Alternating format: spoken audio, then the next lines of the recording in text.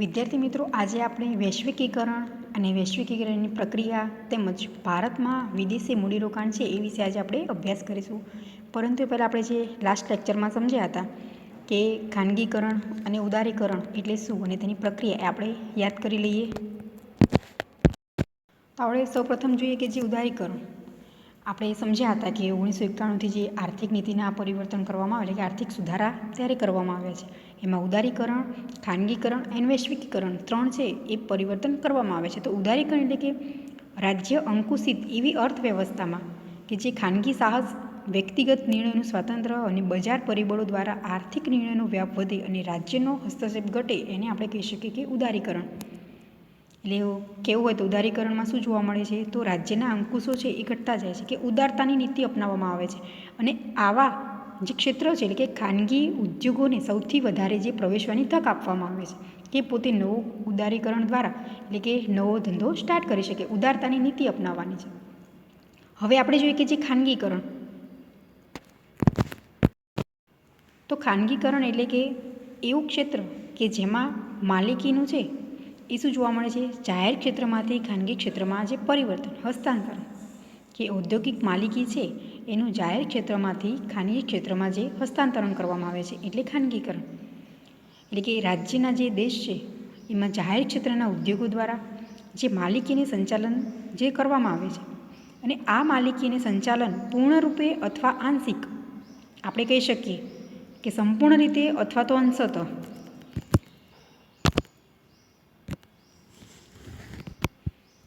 ખાનગી ક્ષેત્રને સોંપવામાં આવે છે એટલે ખાનગીકરણ.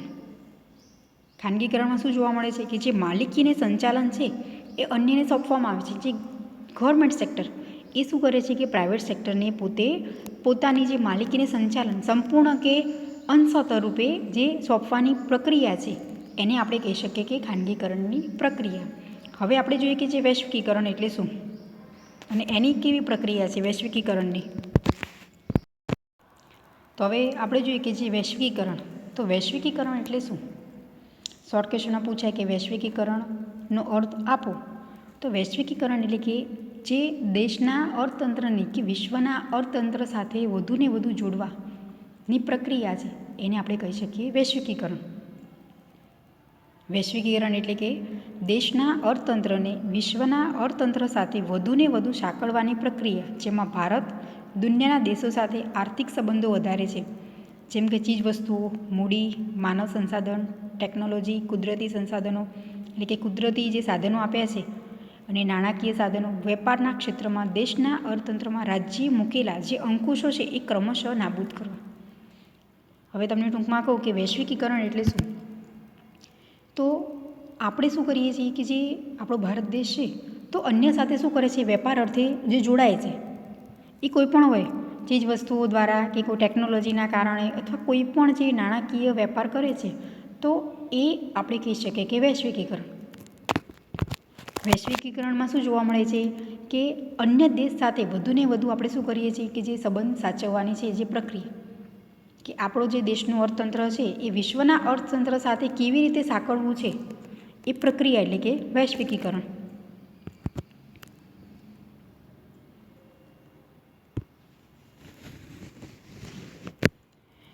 અને આ વૈશ્વિકીકરણમાં ચીજવસ્તુઓ છે એટલે કે વસ્તુઓની આપ લે કરવાની, આપણે શું કરીશું, વસ્તુઓની આયાત નિકાસ કરીશું, તેમજ જે મૂડી, માનવ સંસાધન, ટેકનોલોજી, કુદરતી સાધનો વગેરે વસ્તુઓ છે એ અર્થતંત્રમાં રાજ્ય જે મૂકેલા છે એ અંકુશ શું કરવાના છે, ક્રમશઃ નાબૂદ કરવાના છે. અને આ માટે આપણે વૈશ્વિકીકરણ એ નીતિ અપનાવીએ છીએ. હવે આપણે જોઈએ કે જે ભારતમાં વૈશ્વિકીકરણની પ્રક્રિયા કેવી છે. જેમ આપણે ખાનગીકરણ સમજ્યા અને ઉદારીકરણ, એવી રીતે વૈશ્વિકીકરણની પણ પ્રક્રિયા છે. તો એ આપણે જોઈએ કે વૈશ્વિકીકરણની પ્રક્રિયા શું છે.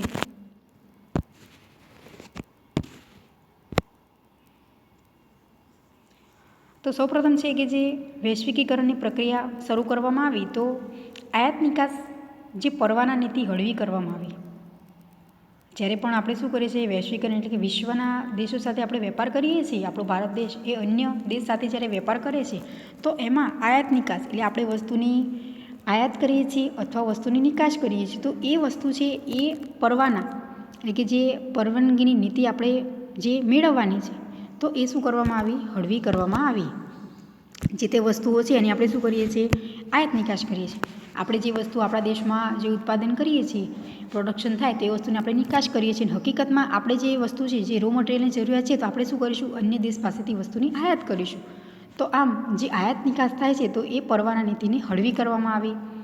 સેકન્ડ મુદ્દો છે કે 1995માં ભારત વિશ્વ વેપાર સંસ્થાનું જે સભ્ય બન્યું. ક્યારે?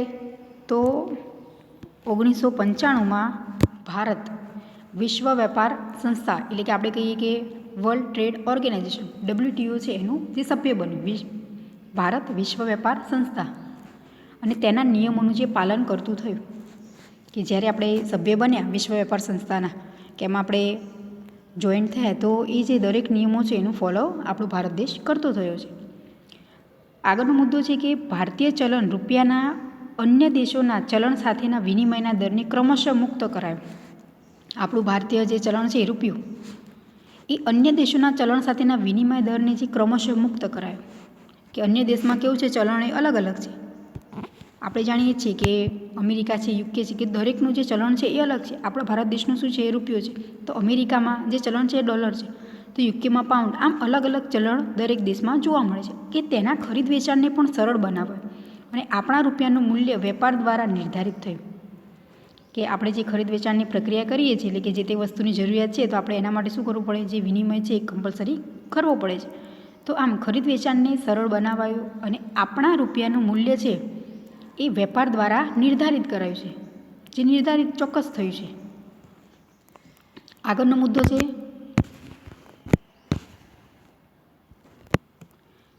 દેશના અર્થતંત્રમાં સીધા વિદેશી મૂડીરોકાણને ક્ષેત્રવાર, એટલે કે તબક્કાવાર વધુને વધુ મુક્ત બનાવાય. જે દેશનું અર્થતંત્ર છે એમાં સીધા વિદેશી જે મૂડીરોકાણ કરવામાં આવે છે તો એ તબક્કાવાર વધુને વધુ મુક્ત બનાવ્યું. કે જે વિદેશી વ્યક્તિ જે મૂડીરોકાણ કરવા માગે છે, તો એ વધુને વધુ શું કરવામાં આવે છે? સરળ બનાવવામાં, સરળ બનાવવામાં આવ્યું છે. કે જે વેપાર શું થઈ શકે? સૌથી વધારે થઈ શકે છે. આગળનો મુદ્દો છે કે ભારતીય ઉદ્યોગકારો, રોકાણકારોને અન્ય દેશો સાથેના આર્થિક વ્યવહારોમાં વધુને વધુ મોકળાશ આપવામાં આવી, કે એમને અનુકૂળતા આપવામાં આવી.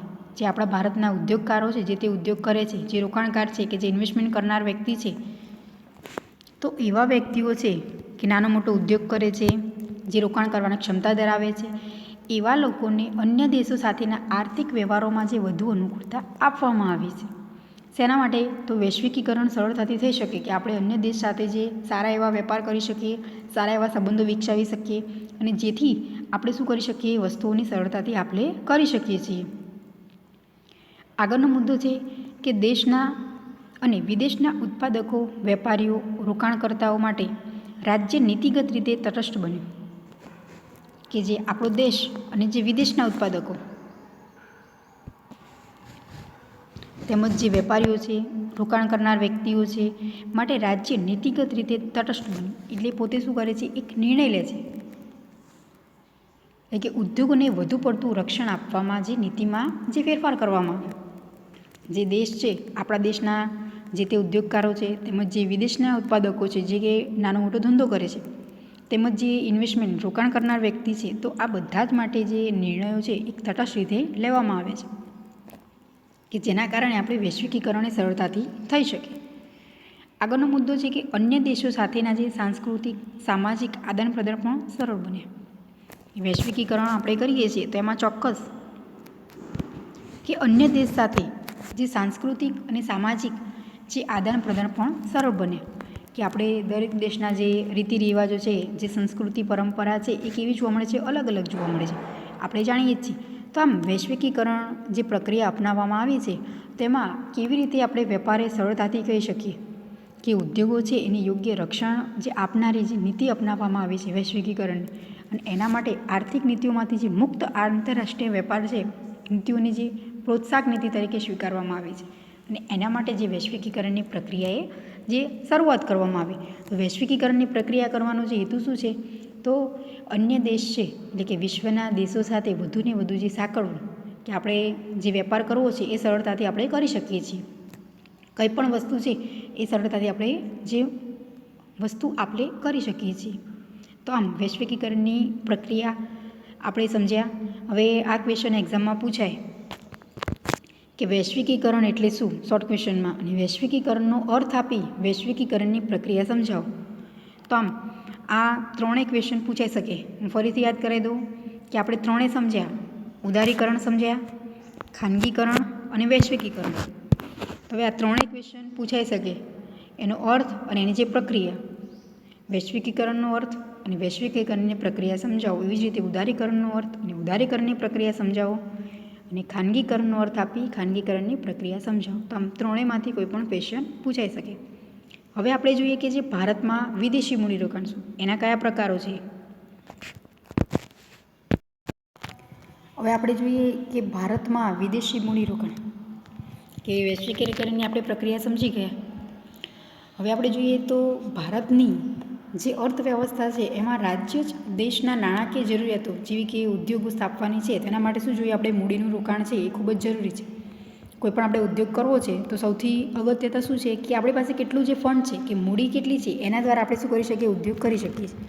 જો નાના પાયાનો ઉદ્યોગ આપણે શરૂ કરીએ છીએ તો મૂડીની જરૂરત ઓછી છે, પરંતુ જો મોટા પાયાનો ઉદ્યોગ છે તેમાં જરૂરિયાત મૂડીની કેવી રહેશે, સૌથી વધારે. એવી જ રીતે બીજી જરૂરિયાત છે કે જે ચીજ વસ્તુઓ છે, જે ટેકનોલોજી, જે ટેકનિકલ યંત્રો છે એની જરૂરિયાત પણ કેવી જોવા મળશે આપણને, ખૂબ વધારે. તો આ માટે જે વિદેશી ઊંડિયામણની જરૂરિયાત છે, તો એટલે વિદેશી સંસ્થાઓ કે જે વ્યક્તિઓ પાસેથી મદદ લેતા હતા, કારણ કે વિદેશી રોકાણ પર જે નિયંત્રણો હતા, અને જ્યારે 1991ને જે આપણે આર્થિક પરિવર્તન કરવામાં આવ્યું એ પછી વિદેશી વ્યક્તિગત કે સંસ્થાઓ છે એને સીધું જ ઉદ્યોગોમાં વધુ પ્રમાણમાં રોકાણ કરવાની જે પરમિશન આપવામાં આવી છે. તો આમ વિદેશી મૂડીરોકાણ થઈ શકે છે એ બે રીતે છે. હવે આપણે જોઈએ કે તો વિદેશી મૂડીરોકાણના જે બે પ્રકાર છે. સૌપ્રથમ છે વિદેશી સંસ્થાકીય મૂડીરોકાણ અને બીજું છે પ્રત્યક્ષ વિદેશી મૂડીરોકાણ.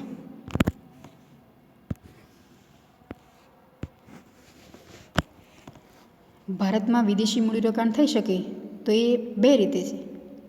સૌપ્રથમ કે વિદેશી સંસ્થાકીય મૂડીરોકાણ અને બીજું છે પ્રત્યક્ષ વિદેશી મૂડીરોકાણ.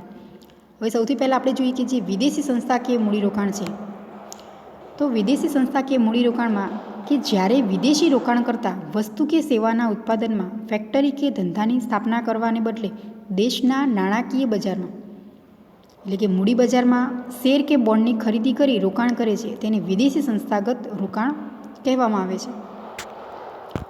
શોર્ટ ક્વેશ્ચનમાં પૂછાય કે વિદેશી સંસ્થાગત મૂડીરોકાણ એટલે શું.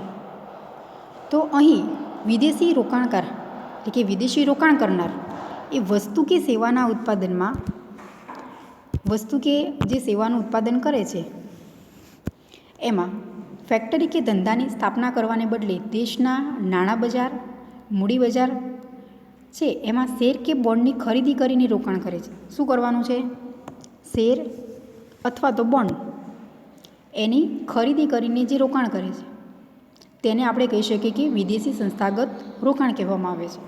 કે અહીં ચોક્કસ જે ધંધો કરીએ છીએ એની સ્થાપના કરવાને બદલે શેમાં છે કે જે નાણાં બજાર છે એમાં જે શેર અથવા બોન્ડની ખરીદી કરવાની છે એમાં રોકાણ કરે છે જે અન્ય વ્યક્તિઓ, જે વિદેશી વ્યક્તિઓ છે.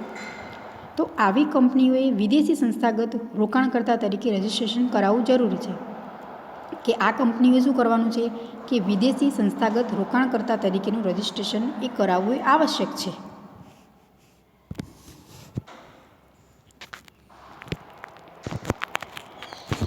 ભારત સરકાર દ્વારા જે નિર્ધારિત કરેલી માત્રામાં જ આવા રોકાણ કરી શકાય છે.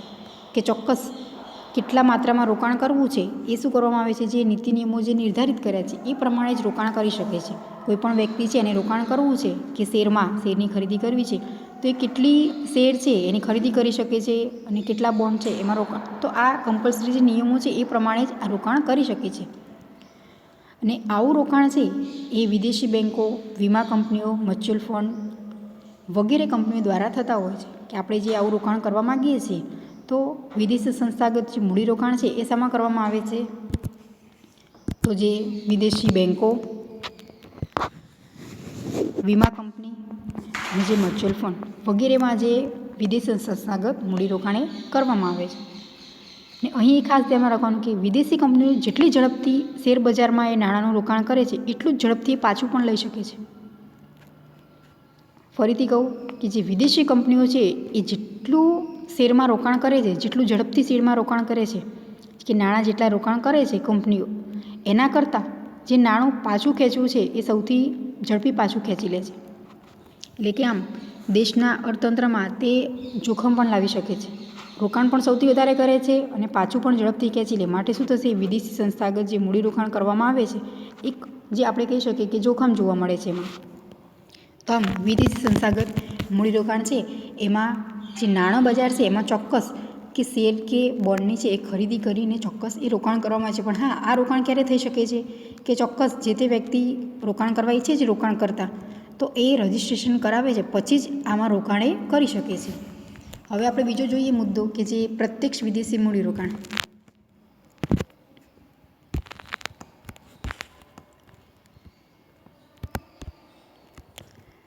તો વૈશ્વિકીકરણ બાદ ભારતમાં વિદેશી કંપનીઓને ઉત્પાદન તથા વેચાણના ક્ષેત્રમાં સીધું જ રોકાણ કરવા દેવામાં આવે છે. એ પ્રત્યક્ષ વિદેશી મૂડીરોકાણ છે. આપણે ઉપર જોયા હાલ એ વિદેશી સંસ્થાકીય કે મૂડીરોકાણ છે અને આ પ્રત્યક્ષ વિદેશી મૂડીરોકાણ છે. તો એમાં શું જોવા મળે છે કે જે વિદેશી કંપનીઓ છે એ ઉત્પાદન અને વેચાણ માટે જે ક્ષેત્ર છે એમાં સીધું જ જે રોકાણ કરી શકે છે. ઇન્વેસ્ટમેન્ટ કેવું છે જે સીધું જ પોતે વ્યક્તિ કરી શકે છે, એને આપણે કહી શકીએ કે પ્રત્યક્ષ વિદેશી મૂડીરોકાણ. શોર્ટ ક્વેશ્ચનમાં પૂછાય કે પ્રત્યક્ષ વિદેશી મૂડીરોકાણ એટલે શું? તો ભારતમાં જે વિદેશી કંપનીઓ છે એને ઉત્પાદન તથા વેચાણના ક્ષેત્રમાં સીધું જ રોકાણ કરી દેવામાં આવે છે. એટલે કે રોકાણ કરવાની જે પરમિશન આપવામાં આવે છે. તો આવું ક્ષેત્ર એટલે કે જે રોકાણ થઈ શકે સરળતાથી એ છે પ્રત્યક્ષ વિદેશી મૂડીરોકાણ. અહીં વિદેશી વ્યક્તિઓ, સંસ્થા કે કંપનીઓ દેશના અર્થતંત્રમાં વસ્તુ કે સેવાના ઉત્પાદન કે વેચાણના ક્ષેત્રમાં સીધું જ મૂડીરોકાણ કરી શકે છે. આપણે જે વિદેશી સંસ્થા કે મૂડીરોકાણ સમજાય એમાં શું કરે છે, રજિસ્ટ્રેશન કરાવવું એ ખૂબ જ જરૂરી છે. જે વ્યક્તિ રોકાણ કરવા ઈચ્છે છે તો એ જે કંપનીઓ છે એમાં વિદેશી સંસ્થાગત રોકાણ કરતાં એ રજિસ્ટ્રેશન કરાવવું આવશ્યક છે.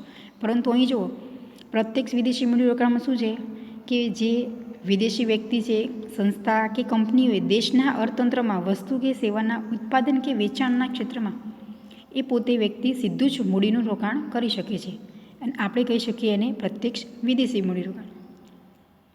અહીં કંપની, ફેક્ટરી, ઉદ્યોગ ધંધાની જે તેઓ પોતે સ્થાપના કરે છે. એટલે કે અહીં જે સીધી ભાગીદારી કરે છે. પ્રત્યક્ષ વિદેશી મૂડીરોકાણમાં શું જોવા મળે છે, જે કંપની છે, ફેક્ટરી કે ઉદ્યોગ ધંધાની તે પોતે જ સ્થાપના કરે છે. અહીં જોવા કોઈ શેર કે બોન્ડ છે એમાં રોકાણ કરવામાં નથી આવતું. વિદેશી સંસ્થાગત મૂડીરોકાણમાં શું છે કે ઉત્પાદનમાં જે ફેક્ટરી કે ધંધાની સ્થાપના નથી કરવાની, પરંતુ શેર કે બોન્ડમાં એને રોકાણ કરવાનું છે. પરંતુ અહીં જે ઉદ્યોગ ધંધાઓ છે તેમજ જે કંપની, ફેક્ટરી એ પોતે સ્થાપના કરે છે ને એમાં શું કરવાનું છે, એને પોતે જે રોકાણ કરવાનું છે. તો એ છે પ્રત્યક્ષ વિદેશી મૂડીરોકાણ. આમ વિદેશી મૂડીરોકાણ છે એના બે પ્રકાર છે કે વિદેશી સંસ્થાગત મૂડીરોકાણ અને બીજું છે પ્રત્યક્ષ વિદેશી મૂડીરોકાણ.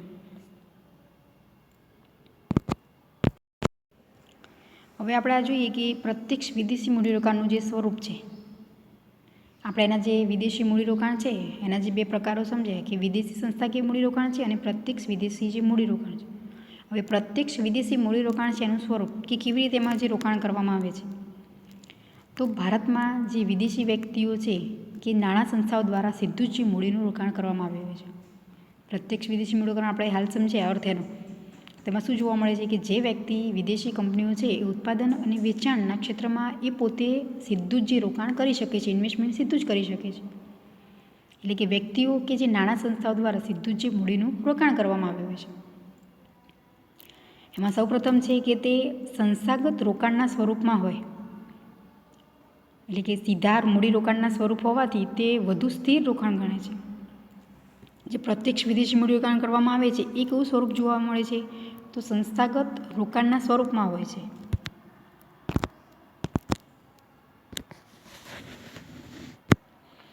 એટલે કે સીધા મૂડીરોકાણના સ્વરૂપે હોય એટલે વધુ સ્થિર રોકાણ આપણે કહી શકીએ છીએ એને.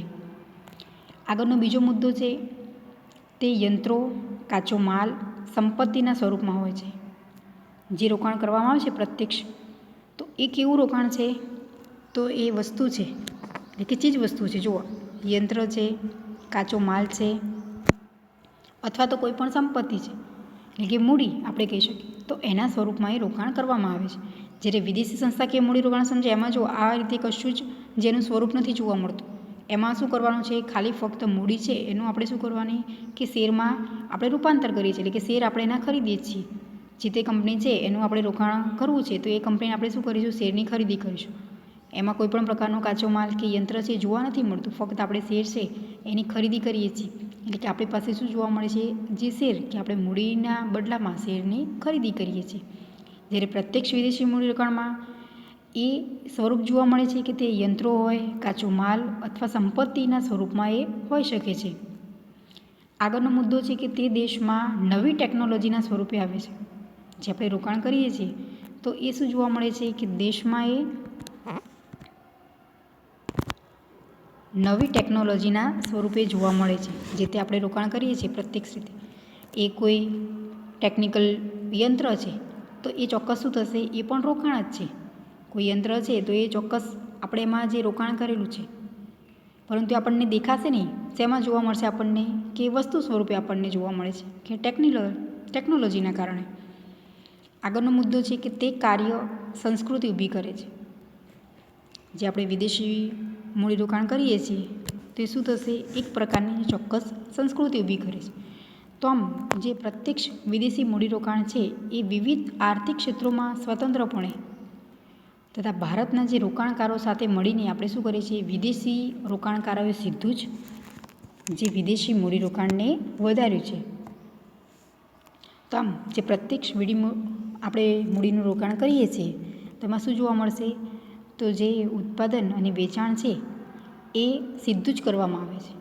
એનું જે રોકાણ છે આપણે કેવું કરીએ છીએ? સીધું જ. કે જે વિદેશી કંપનીઓએ ઉત્પાદન અને વેચાણ જે ક્ષેત્રમાં કરે છે એમાં સીધું જે રોકાણ કરવા દેવામાં આવે છે, તો એને આપણે કહી શકીએ કે પ્રત્યક્ષ વિદેશી મૂડીરોકાણ. અને અહીં એ ખાસ ધ્યાનમાં રાખવાનું છે કે આપણે આ રોકાણ કરીએ છીએ તો જે ઉદ્યોગ ધંધા છે તેમજ જે કંપનીઓ છે એ પોતે જ આપણે સ્ટાર્ટ કરી શકીએ છીએ રોકાણ કરીને. તો આમ આ પૂછાય ક્વેશ્ચન કે પ્રત્યક્ષ વિદેશી મૂડીરોકાણનું સ્વરૂપ સમજાવો. હવે આપણે જોઈએ કે જે ભારતની વિદેશ વેપારની જે નીતિ છે,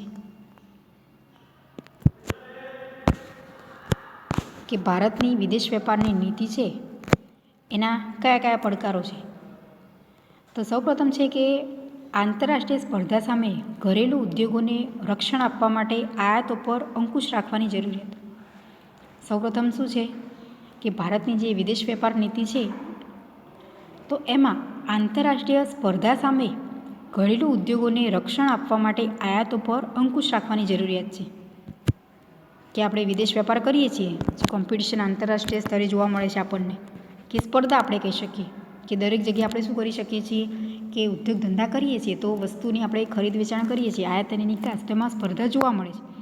અને એની સામે જે ઘરેલું ઉત્પાદન છે, ઘરેલું ઉદ્યોગો છે, એને રક્ષણ આપવા માટે આયાતો પર શું કરે? અંકુશ રાખવાની જરૂરિયાત છે. વિદેશ વેપાર નીતિમાં એવું ઘડતર કરવામાં આવે છે, એવા નિયમો કે જે ઘરેલું આપણે ઉદ્યોગ કહી શકીએ કે આપણા દેશમાં જ વસ્તુનું આપણે શું કરીશું? સરળતાથી એ વસ્તુનું વેચાણ કરીએ છીએ અને આપણે વસ્તુ ઉત્પાદન સરળતાથી કરી શકીએ. તો એના માટે જે આયાતો પર અંકુશ રાખવાની જરૂરિયાત છે.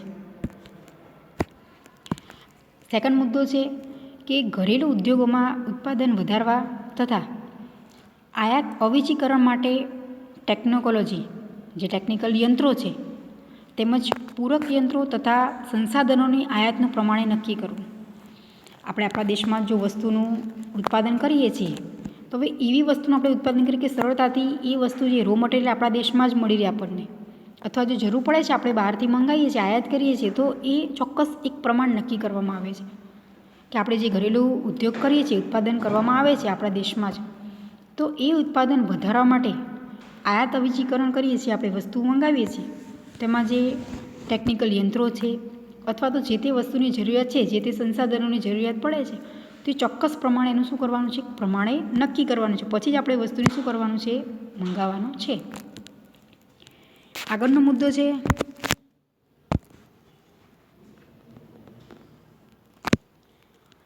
વિદેશી હુંડિયામણ બચાવવા બિનજરૂરી ચીજ વસ્તુઓની આયાતો પર અંકુશ રાખવો કે નહીં.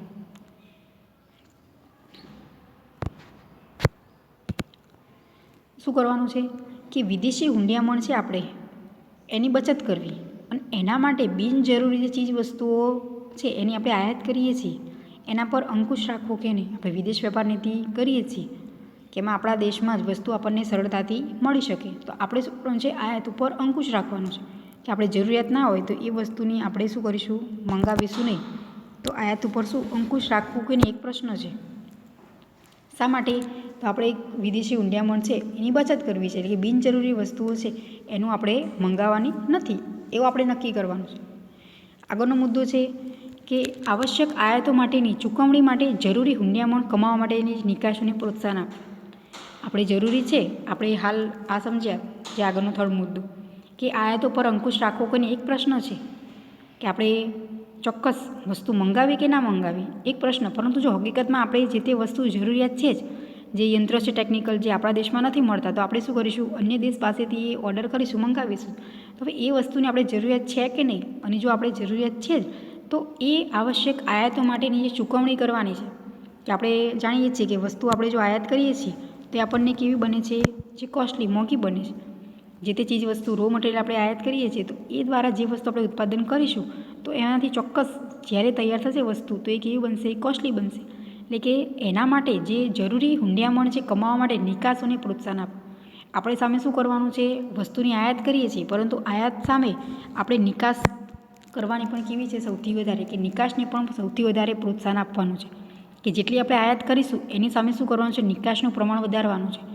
કે ઉદ્યોગ ધંધા દ્વારા આપણે એવી વસ્તુનું ઉત્પાદન કરીશું કે જે આપણે અન્ય દેશમાં સૌથી વધારે વેચાણ કરી શકીએ, અને જો આપણે વેચાણ કરીએ છીએ તો સરળતાથી આપણને શું મળશે, પ્રોફિટ સૌથી વધારે થશે. કેમ?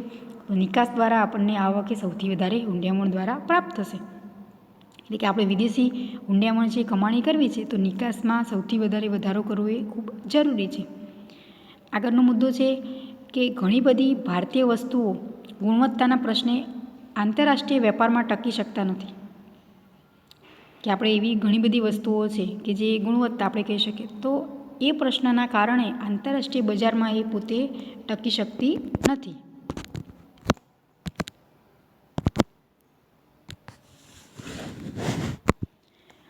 અને જે વિદેશ નીતિ માટે આ પ્રશ્નનો ઉકેલ એક ખૂબ પડકારજનક હતો.